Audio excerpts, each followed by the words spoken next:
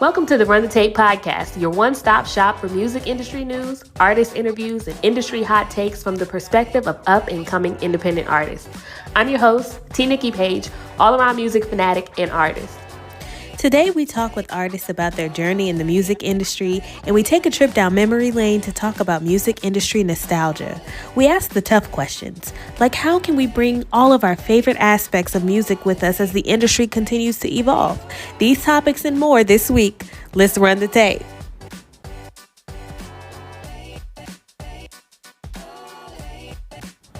This week in music news, Snapchat announces a new creator fund that will award independent musicians up to $100,000 per month. That's right. They launched a new Sounds Creator Fund to financially support independent artists who are distributing their music on Snapchat via DistroKid, following the likes of TikTok, using trending sounds. Starting in August, the company will distribute payments for up to 20 songs per month at $5,000 per song. So they anticipate awarding up to $100,000 in grants each month to independent artists. They told TechCrunch that its music team would select songs from emerging artists who have created songs that are driving content across the app. So this is a great opportunity for artists that are creating songs that accompany content to be posted on the Snapchat platform. Get in on it while it's hot, guys. 3 months ago, SoundCloud introduced its fan-powered royalty model, and now SoundCloud has signed a global licensing deal with Warner Music Group.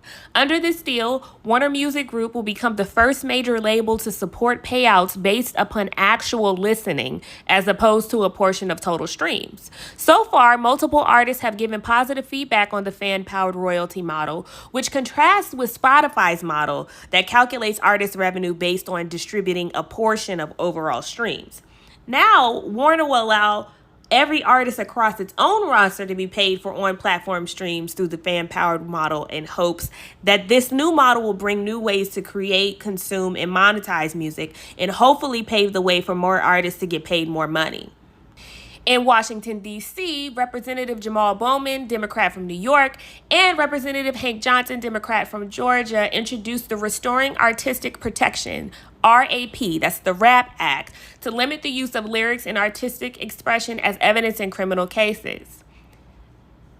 Rep. Bowman stated that the judicial system criminalizes Black and brown lives, including Black and brown creativity, and that we can't imprison our talented artists for expressing their experiences, nor will we let their creativity be suppressed. This is following up against the charges against artists like Young Thug and Gunna earlier this year, where prosecutors heavily use evidence in their music to prosecute them for criminal cases. So this act, if passed, will restrict the ability of prosecutors in criminal cases as well as lawyers in civil cases to use song lyrics as evidence against musicians.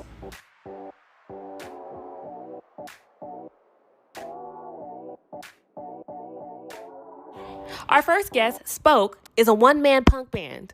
He plays all the instruments on his tracks, from guitar, drums, keyboard, even trumpet and harmonica.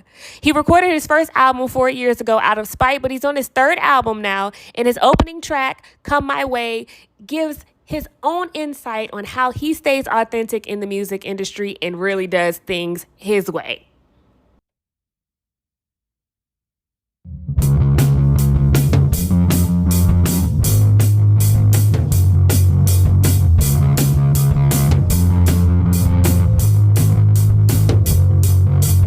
One little kid makes a rap real quick, and then it's a #1 hit. While I sit in my broke down whip, how I'm gonna pay for this?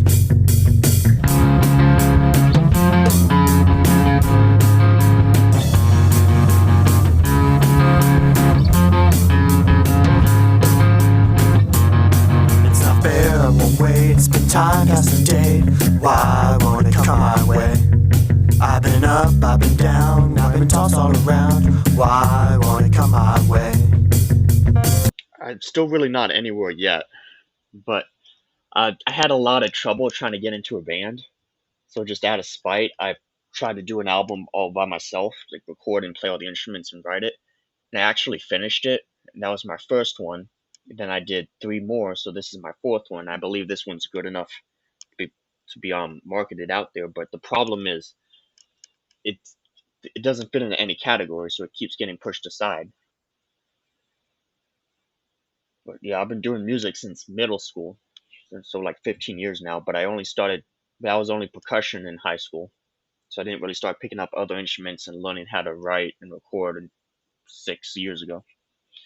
Yeah, I did loop some of the instruments, but I played the instruments that looped. It just makes production easier and faster. So you did all of the instrumentals and all the vocals as well, right? Yeah, and the writing and the recording. And the recording. Awesome. Mhm. So, do you have a favorite instrument that you play? Like a favorite part of the one Yeah, man band process? Because that's a pretty rare thing to find in this day and age. Somebody doing the whole thing by themselves. I started off as a drummer, so that's still my favorite. Okay, But okay. And what does having the one man band sound? How does that work when you're performing live? I'm curious. I don't want one. I don't want to perform live, Ah, okay. so I'll show up to events and stuff, but I don't want to tour. It's just not what I want to do. Okay, okay, I respect that. I also did a little research and I read that you also said that you're not interested in being a signed artist as well. Could you give me a little bit more information on that? Well, I tried to get signed for a long time, but they just didn't want me because I didn't fit into a category, and since I can't really go on tour, they didn't find me profitable, and that's kind of what made me write that song. Is like they pick up people who have a large social media following but can't do anything, so they keep picking those people instead of good people. So, what do you think sets you apart? Because I actually think that the approach that you came with this like uh, kind of master of many trades, it actually is pretty profitable. It's something that I definitely have never seen before. So, what do you think sets you apart? Because no one's ever seen it before. It doesn't fit into a category. You can't really market it easily through like a computer algorithm. So you got to do it the old school way, which costs a lot of money and a lot risky. And they don't want to risk that when they can just do the trendy, have their little kid with a big social media following just make a crap album, put it out there, and people just watch it because they know the guy. Well, how do you feel about putting your music on social media? It's on Spotify and all like the streaming services, but I just don't do social media like in the I want to say traditional sense because I've never done it in my life. I think I don't care about other people's lives that much. I know all their little details, and it's just a big waste of time when you do it. You know, I try to make my stuff sound fun and like I also like personally I like sad songs that sound happy. Like, what's on your playlist? I don't have playlists. I just do I just do Pandora. I use Pandora because I'm old because it the algorithm's not very good on Pandora, so it shuffles songs you don't really want to hear, and that kind of broadens your horizon sometimes. But like I listen to everything. I'm just pulling it up right now. I have Afrobeat, Afro Cuban, ambient, big band jazz, blues, country, disco, EDM, electro swing, funk, go go. It's like DC style, gospel, hard bop, hard rock, hip hop, indie. Yeah, jazz hop, lo-fi, metal, new age, which is like 90s candy pop, but not really. Punk, rap, reggae, rock, soul, and old school 20s sing. And I like go-go because it's so percussion heavy. I plan to release an album every year just to just keep relevant. But right now I'm just trying to working on the marketing stuff. I have a whole bunch of lyrics ready. I have ideas. I just haven't started recording yet because I've been trying to focus on this. Spokeofficial.com has my major links and contacts and stuff. Our second guest, Levi Zadoff and Dead Hendrix, are a dynamic duo that created their collaborative EP Dead Summer at the height of the COVID-19 pandemic during lockdown, remotely on Zoom from two different countries. It's awesome because it's a tribute to the people that they lost, and it's also a high energy mashup of Zadoff's pop punk emo sound and Dead Hendrix rap punk sound. I'm a pretty bad kid. Trapped in my mind like I'm snowed and I've been going crazy like I'm coping, yeah. Never really did well with heartbreak, and never had a handle on this love game, yeah. Trapped in my mind like I'm snowed and I've been going crazy like I'm coping, yeah. Never really did well with heartbreak, and never had a handle on this love game, yeah. So personally, I started as a producer like quite a long time ago.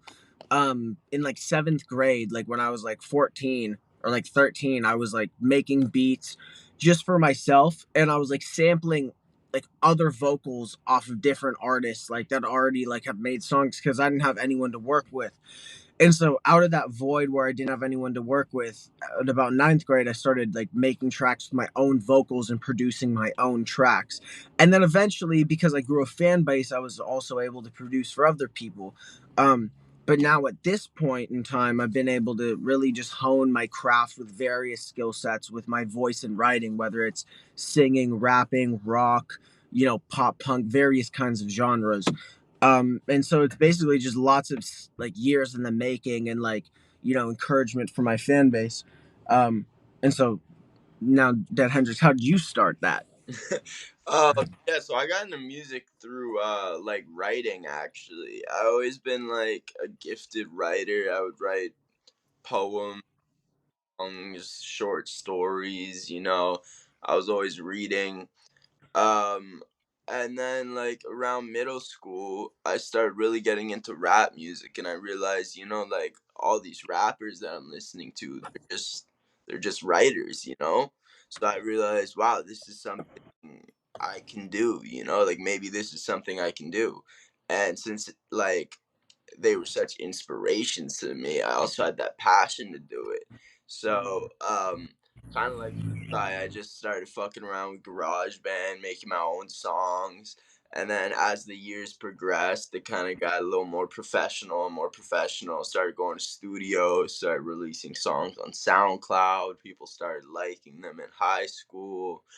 Um, and I was doing just like rap at that point. But then a couple years ago, I kind of accidentally made the switch to like a more like pop punk rap style because I've always loved like pop punk being a kid growing up in the 2000s, and I wanted to do something different, and eventually those two styles, like the current trap and that 2000s pop punk, kind of merged into each other, and now that's what we have with the Levi Zadoff Dead Hendrix sound, and that's what we're gonna have with my sound going on. Yeah, I think, and that's like really the essence of our like our sound. It's like I bring like a lot of the popish kind of sounds, and like both of us have a punk style as well. And then Hendrix really brings like a really cool rock rap style to like the forefront, and that's like where we merge together and make like like the ultimate Voltron, if you will. Yeah. Basically, I actually found Dead Hendrix on Snapchat through like a like somebody shouting him out on a group story, like one of his singles. And this was in like April of last year, or so, maybe a bit before that potentially. I'm not sure. And so I like really was like I was giving him his like metaphorical flowers. I was like, "Yo, this is really, really objectively good music," and like I was like, "We should collab." And um, I think like a lot of artists get that a lot, but like once I sent him the verse, like I think he checked me out, and then like that's when like we both were able to be like, yo, like this is sick and this is something we can work with. But like, if you want to elaborate on it. Yeah, yeah. Basically, he sent me the open, and I was actually like surprised at how good it was. And I wrote the verse for that, that song, and I sent it back, and that became Can't Be God, which is the third song on the EP, which is a great song, and that started the whole EP and the whole Dead Hendrix Levi Zadoff thing. Low key, like I don't know, like I've done projects where I collaborate with like a lot of artists in the studio, and it is different in a lot of ways.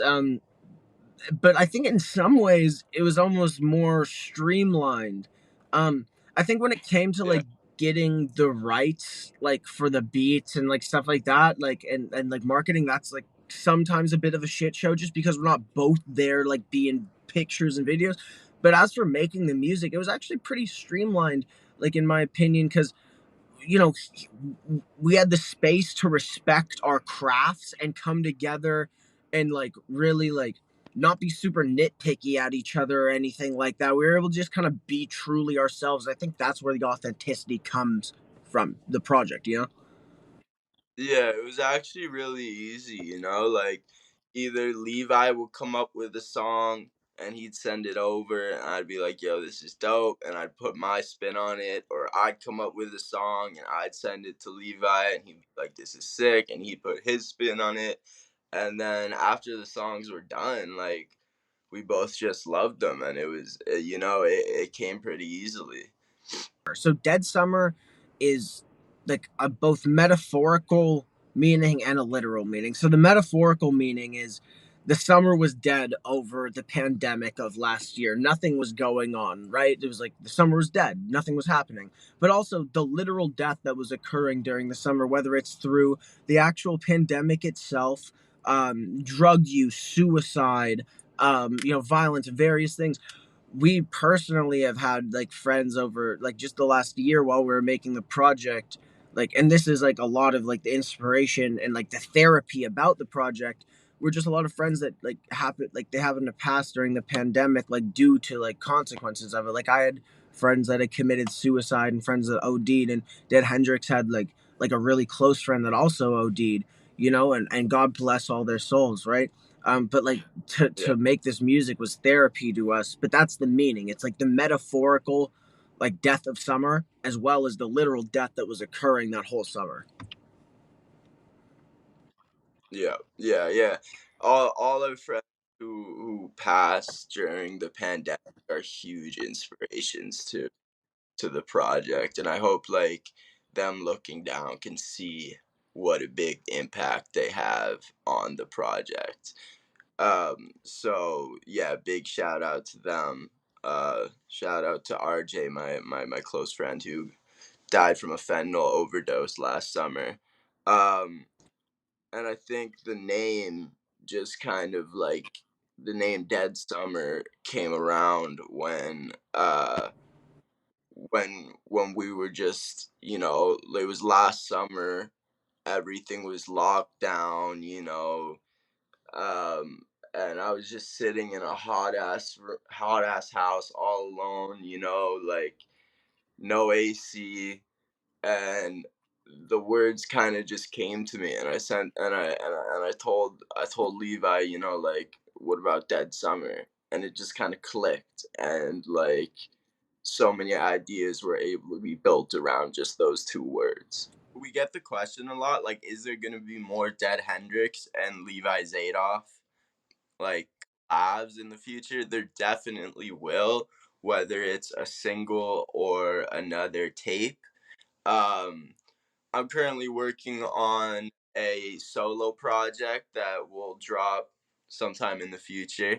But Levi's already got a couple songs on that. As Levi said, we're both Google verified artists. So if you want to find our social media platforms, like, or our music platforms, you could just Google either of us.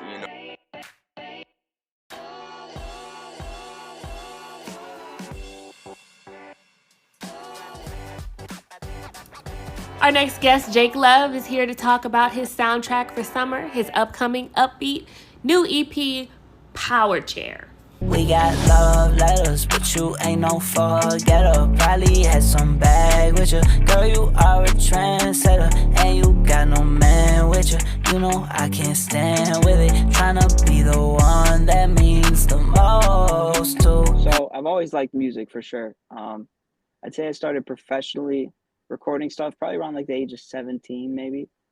Just freestyle with friends and people like that. And then I got almost like obsessed with it, and people would throw me topics and stuff like that during a freestyle. And then eventually I just started recording my music, and the rest is history. Right. I took singing lessons probably a few years ago. That's when I started. I guess early on, from professionally recording the music, I just started adding melodies and stuff like that to the songs, and just wanted to keep making the best music I could. So I was always willing to change up the game plan. I was ready to put out a project. I was ready to drop an album.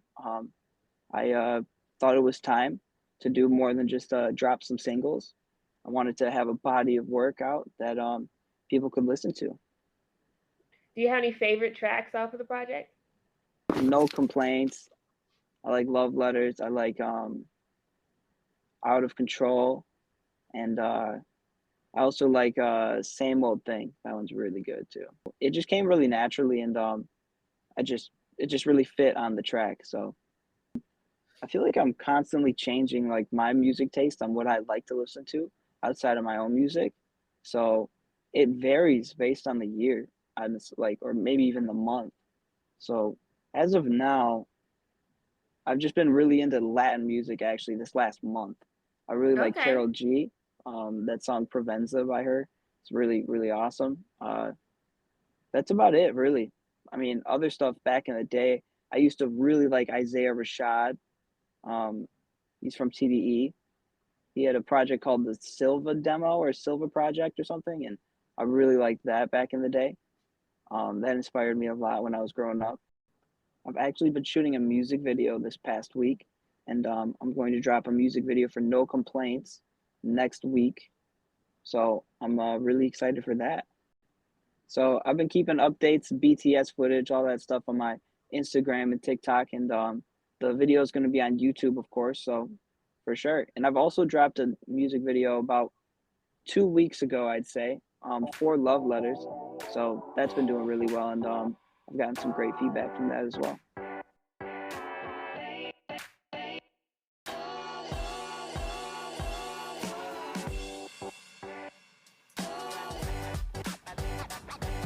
In other music news, the Beehive is buzzing and up in arms because fans in France have already gotten access to the Renaissance album that's set to drop on July 29th, and I've leaked some tracks from the album already.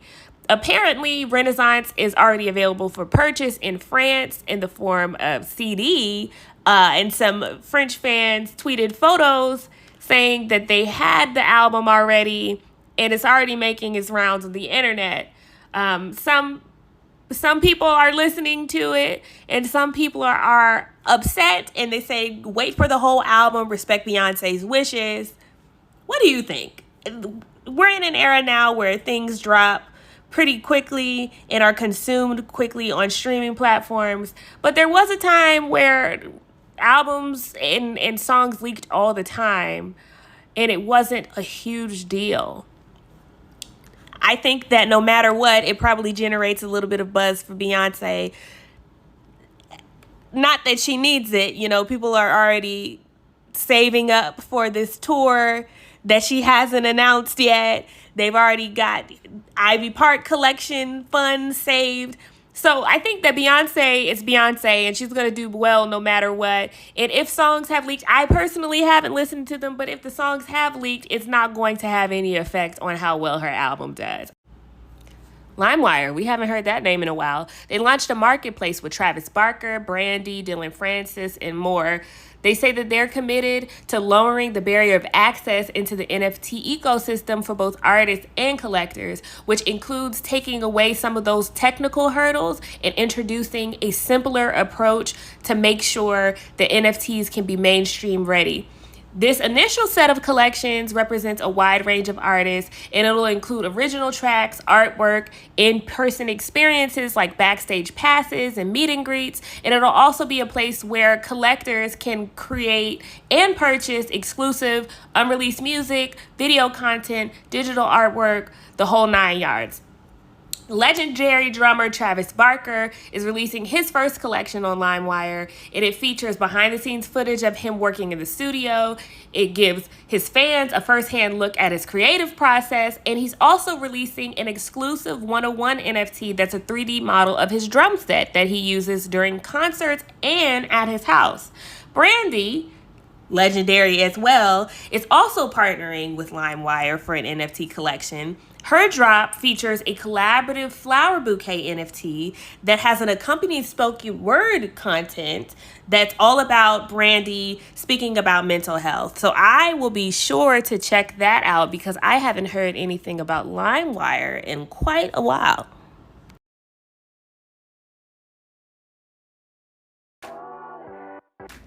Speaking of LimeWire, this week around the round table, we are talking about music nostalgia. Which aspect of the music industry from the past would you bring into the present?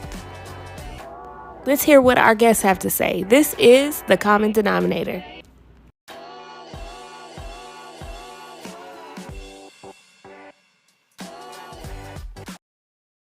I kind of miss LimeWire, if that makes sense. Just like back in the day, just downloading all your favorite tracks and then like uploading them onto like an iPod or something like that. It's very old school of a thought now, but stuff like that is pretty nostalgic to me, I'd say. I feel like it's almost blasphemous for me to like mention illegally downloading music as an artist, but I do miss it. I do miss LimeWire. Can't lie. Um, I think what I would bring back is the authenticity of like the era of I think 2011 until 2014. 2011, like when Mac Miller was dropping Faces, and like when Kendrick dropped like Good Kid, Mad City, and like Schoolboy Q was popping, and like ASAP Rocky was just coming out. Like I don't know how to word what that essence is, but what that was, that steez, that authenticity, that like just like everyone can be themselves, coexist, and we're all fucking dope. That is the thing that I want to bring back, because I feel like for some reason or another, nothing specific made that go away, but it's not as in the forefront right now. Yeah, yo, that's crazy that Levi said that because I wasn't even thinking that, but that's like my favorite era of rap music. But for me, I guess I've said it like before just on this interview, but like that old early 2000s pop punk stuff, and I think that's like what we're trying to do, you know, cuz there's so many kids who grew up in that era, who grew up just like always hearing that music, who have like deep down a certain love for that music. And I think we're gonna see a lot of more like 2000s pop punk mixed with the current trap stuff. Well, yeah, definitely. But like, it's not like okay, the rock music that's making it now is just nostalgia from 20, 30 years ago. So the people are trying to relive their youth, but in like a new sense. But I think the reason rock died is because it stopped becoming fun and it took itself too seriously. And that's what gave rap, rap's fun. It does try to say a political message, but that's what 100%. overtook it. But yeah, rock has been like American staple for like 70 plus years, except the past 20 years. We're kind of just fizzled out compared to rap. So I think since it's been going on for so long, it can easily come back if it decided to be fun party music and not just I'm too seriously brooding with my big beard and flannel with my arms crossed in the music video the entire time. Because you see that way too often now. Bring back Kiss with actually trying to put on the show. So I think that's what we're trying to do, is bring back that that early 2000 pop punk vibe, because I remember that being such like an influence on me as a little kid. Like I thought they were like the coolest people ever. I wanted to look just like them, you know, like so. And I think it's like over the next few years, like a lot of that's going to be coming out, because I know there's a lot of kids who grew up in that era who are kind of feeling the same way, you know.